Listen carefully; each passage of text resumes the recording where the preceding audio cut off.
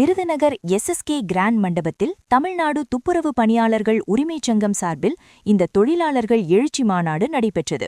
சங்கத்தின் மாநில தலைவர் நாகலட்சுமி தலைமையில் நடைபெற்ற இந்த கூட்டத்தில் ஒரு மிக முக்கிய தீர்மானம் நிறைவேற்றப்பட்டது.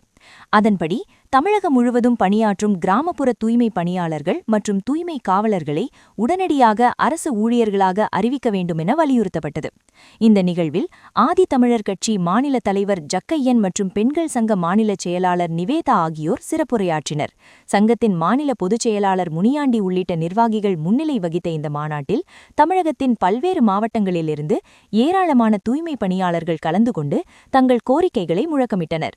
தங்கள் வாழ்வாதாரத்தை உறுதிப்படுத்த அரசு விரைந்த நடவடிக்கை எடுக்க வேண்டும் என்பதே இவர்களின் பிரதான கோரிக்கையாக உள்ளது. நகரத்தில் தூய்மை பணியாளர்கள்லாம் குத்தா இருப்பாங்க. மதுரை மாநகரத்தில் இருந்ததுன்னா அங்கே மாநகரத்துக்குள்ளேயே ஒரு 2000 பேர் 3000 பேர் இருப்பாங்க. அதில் தற்காலிக பணியாளர்கள், நிரந்தர பணியாளர்கள், இப்படி பல்வேறு பிரிவுகள். கிராமப்புறத்துக்கு பணியாளர்கள் கிராமத்துக்கு ஒரு 2 பேர் 3 பேர் தான் இருப்பாங்க.